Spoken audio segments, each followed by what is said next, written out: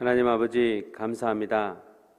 오늘도 새 날 주시고 새 마음 주시고 새로운 기도와 새로운 영을 날마다 부어주셔서 감사합니다.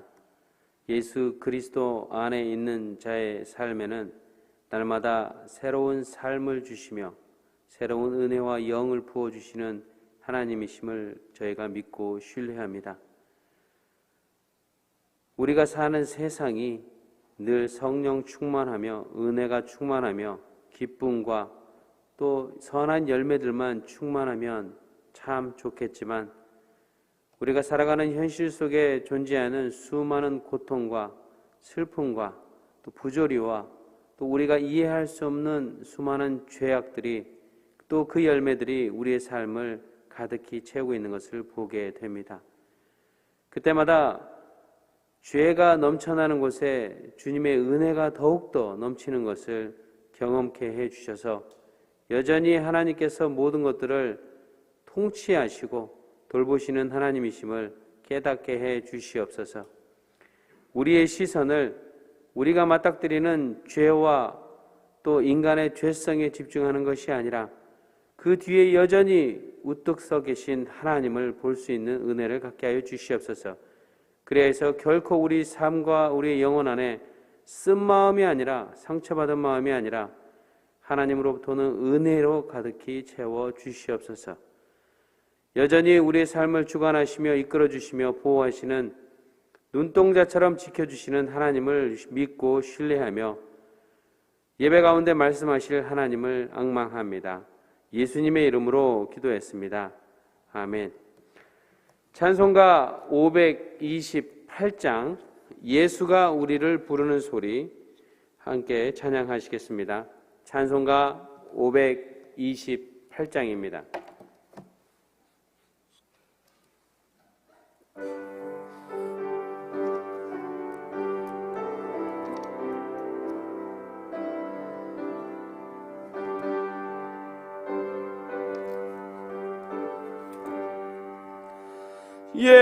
예수가 우리를 부르는 소리 그 음성 부드러워 문 앞에 나와서 사면을 보며 우리를 기다리네.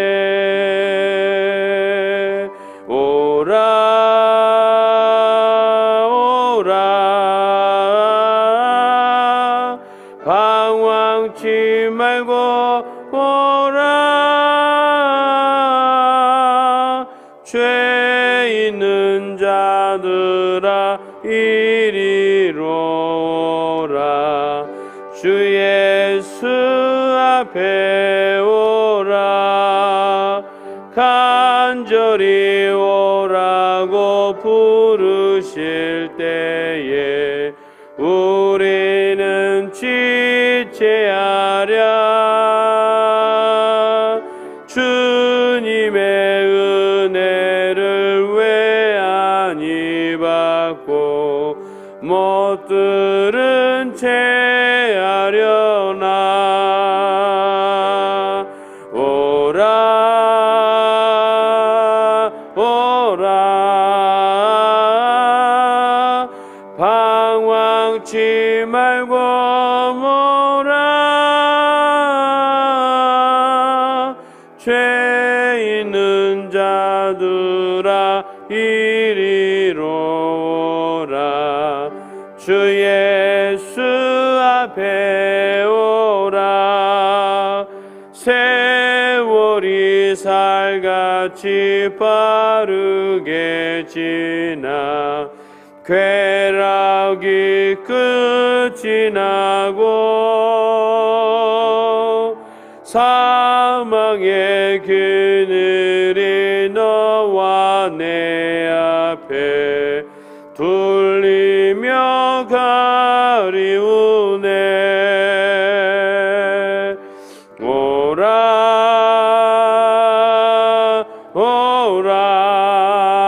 오라. 방황치 말고 오라. 죄 있는 자들아 이리로 오라. 주 예수 앞에 오라. 우리를 위하여 예비해 두신 영원한 집이 있어. 죄 많은 세상을 떠나게 될 때 영접해 주시겠네. 오라 오라. 방황치 말고 오라. 죄 있는 자들아 이리로 오라. 주 예수 앞에 오라. 아멘. 오늘 하나님의 말씀은 출애굽기 23장 1절에서 13절 말씀입니다. 출애굽기 23장 1절에서 13절 말씀입니다.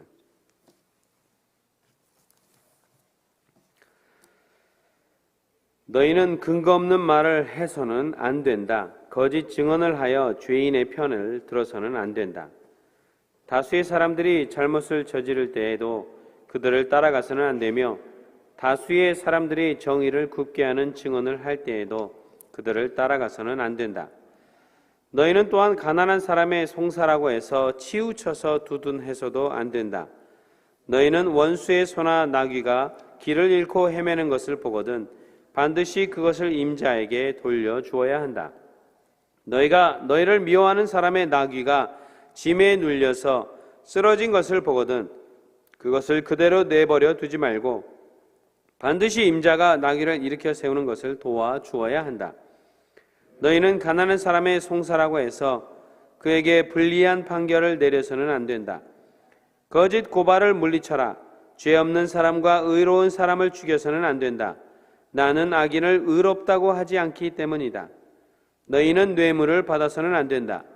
뇌물은 사람의 눈을 멀게 하고 의로운 사람의 말을 왜곡시킨다. 너희는 너희에게 몸부쳐 사는 나그네를 억압해서는 안 된다. 너희도 이집트 땅에서 나그네로 몸부쳐 살았으니 나그네의 서러움을 잘 알 것이다. 너희는 6해 동안은 밭에 씨를 뿌려서 그 소출을 거두어들이고 7째 해에는 땅을 놀리고 묵혀서 거기서 자라는 것은 무엇이나 가난한 사람들이 먹게 하고 그렇게 하고도 남은 것은 들짐승이 먹게 해야 한다. 너희의 포도밭과 올리브밭도 그렇게 해야 한다. 너희는 6해 동안 일을 하고 1의 날에는 쉬어야 한다. 그래야 너희의 소와 나귀도 쉴 수 있을 것이며 너희 여종의 아들과 몸부쳐 사는 나그네도 숨을 돌릴 수 있을 것이다. 너희는 내가 너희에게 말한 모든 것을 지켜야 한다. 그리고 너희는 다른 신들의 이름을 기억해서는 안 되며 입 밖에 내서도 안 된다. 아멘. 하나님의 말씀 잠시 묵상하시겠습니다.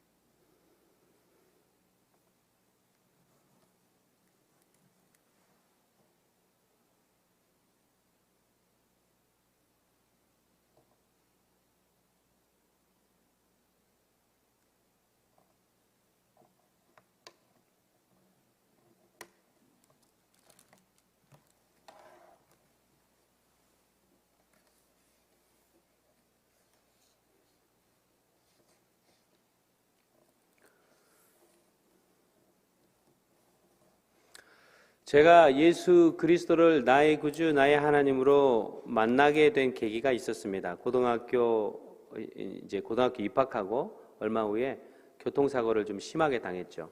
그래서 거의 그 코마 상태로 세브란스 병원에 누워 있었습니다. 아버지 어머니는 이제 첫째 장남이 우리보다 일찍 죽는구나라는 생각으로 병원에 오셨다고 하는데 하나님께서 살리셨죠. 그런데 이제 정상적인 상태가 아니었어요. 공부를 정상적으로 할 수 없고 뭔가 좀 뇌진탕 상태, 코마 상태에 있었기 때문에 뇌가 좀 이상했던 것 같아요. 그런데 그런 상태에 있던 저를 하나님이 친구를 통해서 교회로 인도하셨습니다. 그런데 그 친구는 나를 전도해야지, 그것이 목적이 아니었어요. 나중에 이야기를 들어보니까 자기가 좋아하는 여자아이가 교회에 있는데 그 여자아이한테 나도 전도 열심히 해서 믿음이 좋은 사람이야 라는 걸 보이고 싶었다고 그러더라고요. 그래서 저를 전도하기 위해서 제 반에 그 반장이었어요. 그 친구가. 그래서 야, 너 우리 교회 한 번 안 갈래?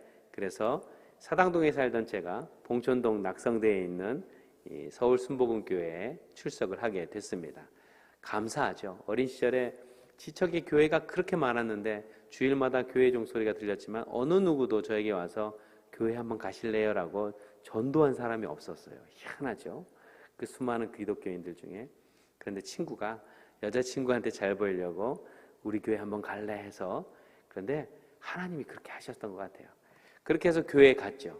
순진했던 제가 교회에 가서 봤더니 교회에 있는 모든 믿음의 사람들이 다 착하고 하나님 할렐루야 얼마나 저한테 잘해줬던지 감사했어요. 그런데 한 6개월 지나기 시작하니까 이 교회 안에 나쁜 말하는 사람, 뭐 어쩔 때는 뭐 목사님 욕하는 사람, 어떤 사람은 또 권사님, 장로님 서로 삿대질하고 그러는 분들, 그러면서 제 안에 궁금증이 생겼어요. 이렇게 하나님을 열심히 예배하고 얼굴에 할렐루야 하는 분들이 어쩜 저렇게 뒤에서 모여서 다른 사람을 이렇게 험하게 하거나 못되게 굴거나, 심지어 모 집사님이라는 분은 돈을 많이 빌려가지고 성도들 사이에 이 돈을 안 갚고 어려움을 초래하는 그런 일들도 있었습니다. 거짓말하는 사람, 이간질하는 사람, 또 하나님 믿는다고 교회에서 그렇게 하얀 얼굴로 예배하는데 다른 사람의 등에 칼을 꽂는 사람들, 수도 없이 고등학생이 제 눈에 보면서 희한한 질문을 했어요. 어떻게 교회가 이럴 수 있지라는 생각을 했던 것 같습니다. 그런데 나중에 하나님, 우리 죄된 인간의 속성에 대해서 그리고 예수님에 대해서 알게 되면서 그것을 가지고 크게 놀랄 필요가 없다는 사실을 깨닫게 되었습니다. 그런 내용이 오늘 본문에도 동일하게 나옵니다. 동일하게.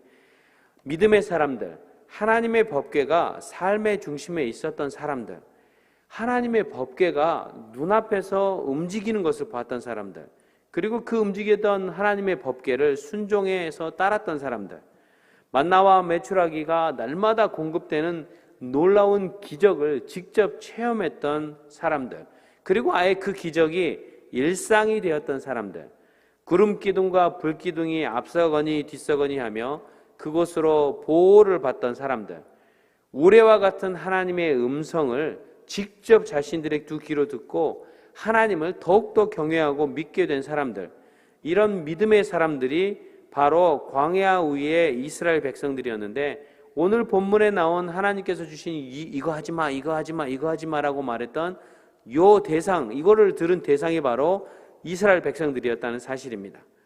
그러니까 요즘으로 친다면 교회에 열심히 출석하고 하나님의 기적도 체험하고 하나님도 잘 알고 하나님의 능력까지도 체험했던 믿음의 사람들이 있는데, 그 사람들에게 하나님이 너 요거 하지 마, 요거 하지 마, 요거 하지 마라고 말씀하시는 장면과 똑같다는 것입니다. 요즘 시대를 그 포스트 모던 시대라고 얘기합니다. 포스트 모던 시대에 살고 있는 사람들은 옛날처럼 사양리 들고 가서 예수님 이렇게 딱 보여주고 이성적으로 설명해서 예수님 믿는 사람들이 아니에요. 이 사람들한테 목사가 가서 예수님 믿으세요 그러면 이 목사가 진짜 목사인지 말씀대로 사는 목사인지 살펴봅니다. 이 광야에서 이렇게 절대 진리를 믿지 않는 포스트 모던 시대에는 뭐라고 얘기하냐면, 사람들이 내가 하나님을 직접 경험하면 그 하나님을 내가 믿을 거야 라고 말합니다.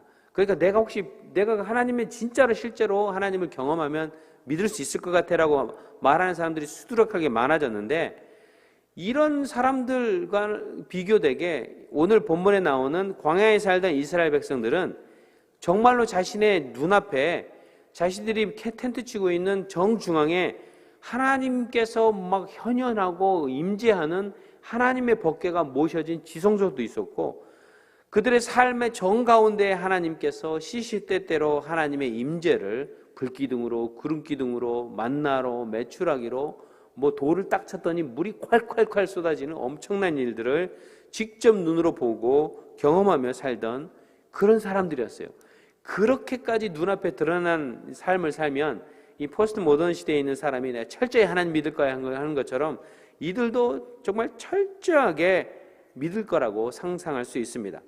이렇게 하나님의 임재가 손에 잡힐 듯이 가까이 있으면 모두 다 성령 충만하고 은혜가 충만하고 하나님을 경외함으로 두렵고 떨리는 마음으로 말씀대로 범죄하지 않고 순종해 말하고 행동하고 거룩하기만 할 것 같은데, 아이러니하게도 오늘 본문의 율법을 가만히 살펴보니 결코 그렇지만은 않다는 사실을 발견하게 됩니다.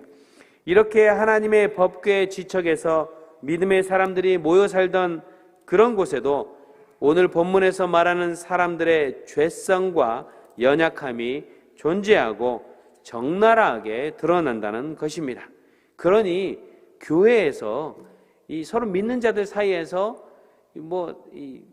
등 꽂는 일, 범죄하는 일, 이런 일이 일어나면 그것 때문에 어떻게 이럴 수가 있지라고 놀라지 말라고 말씀하는 것입니다. 언제나 눈에 직접 보이는 하나님의 임재하심과 그 성막이 삶의 중심에 있던 이스라엘 백성들 삶 속에서도 오늘 본문 1절에 나온 대로 근거 없는 말을 하는 사람들이 존재했습니다. 하나님 앞에서 음성까지 들었던 이 사람들이, 기적까지 체험하는 이 사람들이 그 속에 근거 없는 말을 하는 사람들이 존재했다는 거예요. 그리고 그것으로 끝나면 좋은데 그렇지 않고 오히려 그것에다가 더해서 거짓 증언을 하고 죄를 지은 사람 편에 서는 사람도 존재했다는 것입니다. 하나님의 임재가 바로 코앞에 있는데도 불구하고, 하나님의 법궤가 모셔져 있고 하나님의 임재가 시시때때로 발생하던 성막이 중심에 있던 그들임에도 불구하고 하나님 말씀대로 살기보다는 오히려 오늘 본문 2절에 나온 대로 다수의 사람들이 잘못을 저지를 때 그 잘못 저지르는데 동참 안 해야 되는데 그 잘못하는 사람들을 따라가는 사람들이 이스라엘 백성들 안에 존재했다는 것입니다. 하나님의 법궤가 지척에 이 임재에 있음에도 불구하고 정의를 굽게 하는 증언을 하는 사람들이 이스라엘 백성들 안에 다수가 있었으며, 그렇게 정의를 굽게 하며 증언하는 다수의 사람들을 올커니 하고 따라가는 고집세고 미련한 양과 같은 하나님의 백성들이 있었다는 것입니다. 우리는 오늘 본문 속에서 하나님의 삶의 법궤를 중심에 두고도 두 눈으로 하나님의 임재를 날마다 보고 예배하면서도 죄의 속성을 따라 살며 죄의 열매를 맺고 그 죄에 질질 끌려다니는 그런 삶을 살고 있는 이스라엘 백성들의 삶을 오늘 하나님이 말씀하시는 율법을 통해서 비춰보아 적나라하게 드러내시며, 수천 년 전에 살던 이스라엘 백성들의 삶에 이런 죄가 하나님이 있어도 불구하고 죄가 있었다는 사실을 21세기에 살고 있고 이렇게 하나님을 열심히 예배하고 있는 믿는 자의 삶에 우리에게 그 율법을 통해서 이들의 모습을 보여주시면서 우리에게도 말씀하고 있다는 사실입니다. 그렇게 하시는 분이 바로 행간에 계신 하나님이십니다. 저는 오늘 본문을 묵상하면서 이런 질문을 해봤습니다. 오늘 본문의 율법을 통해서 하나님은 왜 이렇게 적나라하게 이스라엘 백성들의 죄성을 율법, 이거 하지 마, 이거 하지 마, 이거 하지 마라는 것은 안 하고 있는데 하지 말라고 한 것이 아니라 이미 이스라엘 백성들이 그렇게 하고 있으니까 이거 하지 마, 이거 하지 마, 이거 하지 마라고 율법을 주시면서 이들의 죄성을 밝히 왜 하나님은 이렇게 드러내시는 것일까 질문을 해보게 됩니다. 하나님께서 하나님의 법궤를 중심에 두고 이렇게 살던 믿음의 이스라엘 백성들에게 이렇게 율법을 주신 그 첫 번째 이유는 율법을 통해서 하나님의 사랑과 생명을 부어주시기 위함이라는 것입니다. 신명기 5장 10절을 보면 나를 사랑하고 나의 계명을 지키는 사람에게는 수천대 자손에 이르기까지 한결같은 사랑을 베푸신다라고 나와 있습니다. 율법 지키셔서 하나님의 사랑을 받으라고 이야기합니다. 또 레위기 18장 5절을 보면 그러므로 너희는 내가 세운 규례와 내가 명한 법도를 지켜라. 어떤 사람이든 이것을 지키기만 하면 그것으로 그 사람이 살 수 있다. 이게 저희 번역인데요. 다른 성경에는 그것으로 그 율법을 지킴으로 생명을 얻을 것이다라고 되어 있다는 것입니다. 즉 율법을 하나님의 율법을 통해서 하나님이 주시는 생명을 진정한 생명을 얻게 된다는 것입니다. 이렇게 하나님께서 광야에 살던 이스라엘 백성에게 율법을 주신 또 다른 목적은 무엇일까요? 그 두 번째 이유는 바로 율법이라는 거울에 여러분과 저 우리 자신을 비춰보아 우리가 얼마나 허점투성이의 죄인인지 철저히 깨닫고 인정하게 해주시려는 것입니다. 이 사실을 너무도 잘 알고 있었던 사도 바울은 로마서 3장 19절로 율법에 있는 모든 말씀이 율법 아래 사는 사람에게 말한 것임을 우리는 압니다. 이 말이 뭐냐면 예수님도 모르고 하나님도 모르는 사람들에게 이 율법을 말씀하신 게 아니라 이미 하나님도 알고 있고 믿음으로 살고 있었던 율법 아래 사는 사람들에게 이 율법을 말씀하셨다는 거예요. 믿는 자들에게. 그것은 그렇게 한 이유는 모든 입을 막고 온 세상을 하나님 앞에서 유죄로 드러내려는 것입니다라고 그 목적이 있다는 거예요. 하나님이 율법을 통해서 예수 안 믿고 하나님도 모르고 자기가 죄인인지도 모르는 사람들이야 뭐 그냥 떨렁떨렁 그렇게 살아도 문제가 안 되는데 예수 믿고 교회 열심히 섬기고 집사님, 권사님, 소위 저처럼 목사까지 된 사람이 범죄한 수많은 일들이 이 신문지상에도 나오지 않습니까? 교회가 분란이 되고 문제가 생기는 이유가 다 우리의 죄 때문이죠. 목사의 죄, 장로의 죄, 권사님들의 죄, 우리 성도들의 죄죠. 그 죄 때문에 교회가 이렇게 어려워지는 것이죠. 하나님의 이름이 먹칠을 하는 것이고 하나님의 교회가 하나님이 권위가 땅에 떨어지는 일들이 발생한 것입니다. 예수 안 믿는 사람들 때문에 교회가 욕을 먹는 것이 아니라 예수 믿고 소위 믿음이 있다라고 말하는 사람들, 하나님의 기적을 체험한 사람들, 방언하고 또 하나님의 역사를 경험했던 수많은 이스라엘 백성들 같은 그런 사람들이 바로 이 죄를 드러낸다는 것입니다. 그런 것을 하나님 앞에서 유죄로 우리 중에 무죄인 사람은 아무도 없다는 것을 절실하게 드러내시기 위해 하나님이 율법을 주셨다는 것입니다.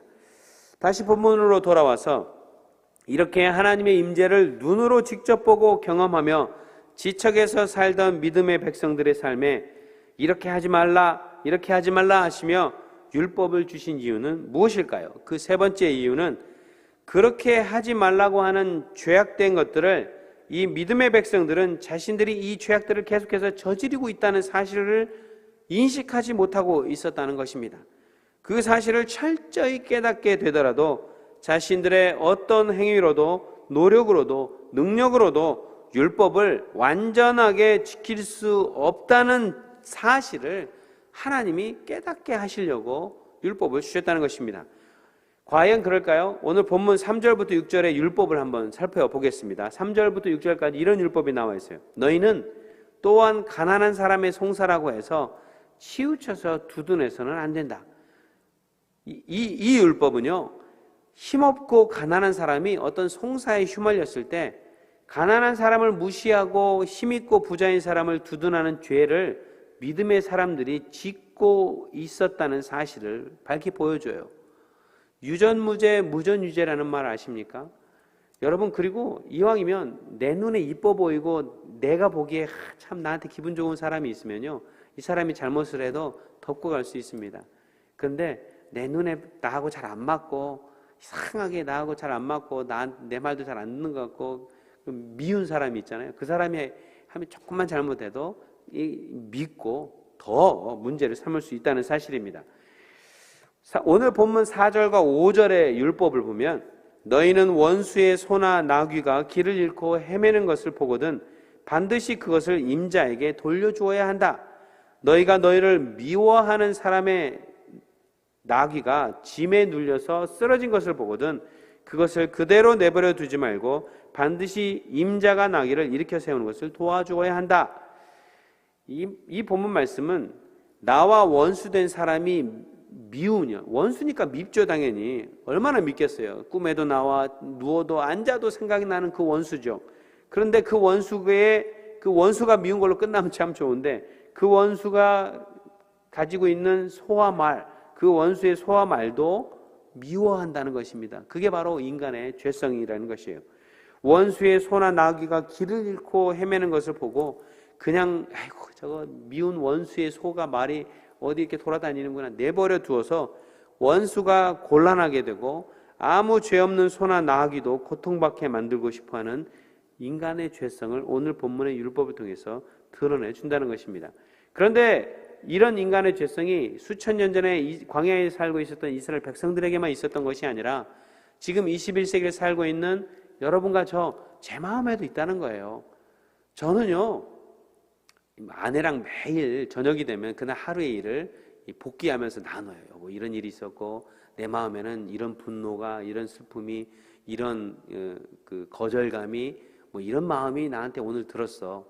그런데 가만히 보니까 이런 마음들이 내가 목사인데도 내가 정말 형편없는 마음이구나 이런 생각이 든다고. 어떨 때는 이 운전을 하고 가다가 쉬운 예를 들면 운전을 하고 가다가 저보다가 더 힘좋고 빠른 차가 갑자기 제 앞에 너무 무례하게 확 끼어들 때는요 그 짧은 순간에 제 속에 앞에 있던 그 괘씸한 사람을 있는 것 가서 한테 퉁 받아주고 싶은 그런 마음이 생길 때가 목사인 제 마음에 들 때가 있어요.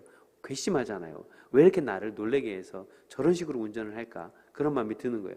근데 그걸로만 끝나는 것이 아니라 상상 속에 내가 차의 엑셀레이터를 꽉 밟으면은 있는 것 가서 그 차를 퉁 하고 한번 받아서 이 혼을 내주고 싶은 마음이 제 안에도 든다는 사실이에요. 목사인 제 마음 안에. 그것은 제가 예수님께 가는 그 순간까지도 요 안에서 발생하게 될 수많은 일들입니다. 성경에서 말하고 있는 율법들이 이스라엘 백성들, 하나님을 지척해서 봤던 율법, 이 이스라엘 백성들에게 주어진 것은 하나님과 가까이 있고 말씀을 선포하고 있는 목사인 저에게도 그런 수많은 죄된 속성들이 생각으로 말로 보이지 않게 드러나지 않게 다양한 방법으로 드러난다는 것입니다. 물론 예전에 믿음이 별로 없을 때는 범죄하는 것을 드러나도록 많이 했죠. 지금은 목사가 되니까요 주변에 있는 사람들이 아무도 모르게 하나님과 저만 알거나 저랑 가장 가까이 있는 아내와 저 아이들만 아는 그런 범죄 수준으로 수준이 높아졌습니다. 제가 이런 얘기를 하는 건 아주 정직한 표현이에요. 아니 김영기 목사가 목사나 되는데 저런 얘기를 할까? 그게 아니에요. 제가 성경책을 읽잖아요. 읽으면 하나님이 야 이게 너야 라고 말씀하고 계신다는 것입니다. 이렇게 하나님께서 주신 율법을 통해서 그 율법의 거울로 저는 말씀 준비하면서 이 말씀이 저를 계속 비춰줘요. 그러니까 괴롭습니다. 이 율법의 거울로 나를 비춰보며 이거 읽으면서 이거는 내 마누라에 대해서 얘기하는 거야. 이거는 우리 아무개 집사님, 아무개 권사님, 이거는 내가 알고 있는 그 아무개에 대해서 얘기하는 거야. 그 아무개가 이 말씀을 좀 들어야 될 텐데 이게 아닙니다. 그냥 말씀 자체가 거울이 되어서 나를 비춰보며 하나님의 사랑과 하나님 주신 생명을 감사하며 내가 정말 죄로 냄새나는 죄로 가득한 사람임을 깨닫고 인정하게 되며 그러니 내 자신의 의가 아닌 하나님만을 의지하게 만들어주시는 분이 하나님이시라는 것입니다. 이렇게 하나님께서 율법을 통해 목적하신 대로 우리가 반응하고 순종하기 시작할 때 우리가 맞닥뜨리는 거대한 벽이 하나 있습니다. 예수님 믿고 열심히 말씀대로 순종하고 하나님 말씀대로 참 살아가려고 하면 반드시 모든 인간이 부딪히는 엄청나게 거대한 벽이 있다는 거예요. 절대 넘을 수 없을 것 같고 엄청나게 두꺼운 벽이 있는데 그 벽은 바로 우리의 어떤 행위로도 율법을 완전히 지킬 수 없다는 사실입니다. 이것을 로마서 3장 20절은 그러므로 율법의 행위로는 하나님 앞에서 의롭다고 인정받을 사람이 아무도 없습니다. 율법으로는 죄를 인식할 뿐입니다라고 이야기하고 있다는 것입니다. 그래서 하나님께서는 이렇게 율법을 통해서 하나님을 모시고 살던 사람들의 삶에 여전히 죄가 존재하고 있다는 것에도 불구하고 오직 하나님께서 은혜로 이런 여전히 예수님 믿고도 죄 짓는 김영기 목사, 여전히 예수님 믿고 말씀까지 선포하고 있는 김영기 목사가 다른 사람의 등에 칼을 꽂는 배신과 시기와 질투와 미움과 또 반목과 수많은 것들로 우리의 생각이 가득 차 있다는 사실을 주님이 다 아시면서도 은혜로 여전히 나를 붙들고 계시고, 그런 나를 대신해서 그런 죄값을 예수 그리스도를 보내셔서 대신 지불해 주셔서 내가 이 죄의 대가로 죽을 수밖에 없는 그것으로부터 살려주셨다는 것입니다. 영생을 얻는 은혜를 누리게 되신 것입니다. 그 예수님 때문에 더 이상 죄와 사망 권세에 끌려다니지 않고 옛 죄된 자아로 인해 여전히 옛날보다는 조금 더 세련되고 남에게 잘 드러나지 않지만 여전히 다양한 형태로 우리 속에 있는 이 범죄함에도 불구하고 주님 앞에 나와 회개할 수 있으며 결코 정죄함을 받지 않고 오직 하나님만을 향한 믿음으로 하나님만을 의지할 수 있도록 해 주셨다는 것입니다. 우리는 죄의 사슬을 끊고 죄가 원하는 대로 생각하고 말하고 행동하기보다 하나님의 성품을 계속해서 닮아가며 예전보다는 덜 죄된 몸으로 생각하고 예전보다는 더 줄어들어서 이 죄된 생각과 행동이 줄어들어서 평생 동안 그렇게 살다가 딱 숨이 끊어지고 천국에 가는 순간, 그때야 완전히 죄의 사슬로부터 벗어나서 하나님을 영화롭게 하는 과정에 가게 될 것입니다.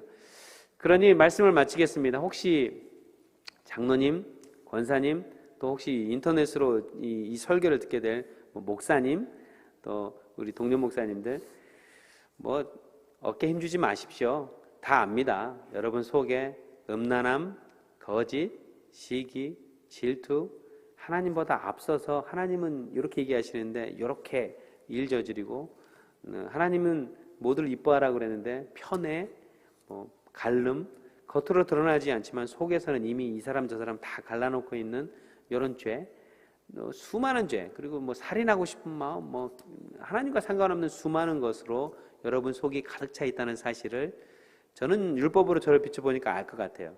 근데 이 성경에서 말씀하시는 모든 인간의 속에 그런 것이 있다고 이야기합니다. 그러니 어깨에 힘주지 마시고 겸손하게 율법으로 나를 비춰보며 오늘 하루 주님, 내가 이렇게 죄인이네요.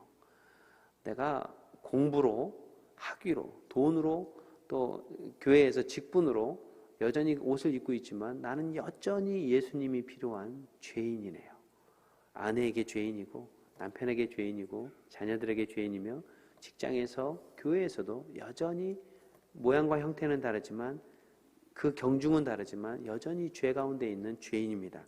그러니 예수님, 나를 받아 주시옵소서. 주님 앞에 나와 여전히 회개하고 또 회개하고 그러면서 주님을 계속 닮아가기를 소원합니다. 그래서 결코 정죄함이 없는 하나님의 은혜를 오늘도 누리고 평생 동안 누릴 수 있는 은혜를 갖게 해 주시옵소서라고, 그 은혜를 누리시는 여러분 되시기를 축원합니다. 기도하시겠습니다. 하나님, 제가 목사가 된 이후에 목사가 되면 죄로부터 더 자유해지며 목사가 되면 정말로 철저하게 하나님 앞에 거룩함으로만 서 있을 줄 착각했었습니다. 목사가 됐더니 제 안에 있는 예전에는 보지 못했던 죄들이 더 밝히 드러나고 옛날보다 더 철저하게 내가 얼마나 죄인인지, 시기와 질투와 분노와 음란과 비교와 또 갈라짐과 수많은 것들이 내 속에 가득히 있다는 것들을 더 적나라하게 보고 깨닫습니다. 내 힘으로는 도무지 이 죄로부터 벗어날 수 없다는 사실을 인정합니다. 날마다 부딪히는 이 거대한 벽 앞에서 절망할 때 주님께서 예수 그리스도의 십자가의 보혈로 나에게 흘려보내주시며 주님 때문에, 예수님 때문에 다시 온몸에 힘을 주고 벌떡 일어나 또 범죄하고 또 범죄하지만 그것이 점점 더 줄게 하시고 옛날보다 더 심하지 않게 하시며 주님을 닮아갈 수 있도록 도와주시고 무엇보다 정죄함에 눌려서 옛 죄의 모습으로 되돌아가지 아니하도록 이끌어 주셔서 고맙습니다. 주님 앞에 철저하게 벌가벗겨져서 서 있는 제 자신이 되게 하여 주시옵소서. 우리 자신이 되게 하여 주시옵소서. 그래서 결코 내가 다른 사람보다 나은 존재가 아님을 철저하게 인정하며 겸손함으로 내 형제 자매들 앞에서 주님의 빛과 소금의 역할들을 감당해내며 살 수 있도록 도와주시옵소서. 예수님의 이름으로 기도했습니다. 아멘. 하늘에 계신 우리 아버지여, 이름이 거룩히 여김을 받으시오며 나라의 임하옵시며 뜻이 하늘에서 이룬 것 같이 땅에서도 이루어지이다.